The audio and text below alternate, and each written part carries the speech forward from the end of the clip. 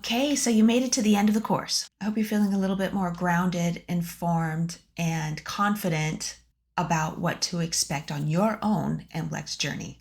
Whether you're just in the application process or you're deep in study mode, just getting started puts you ahead of the game.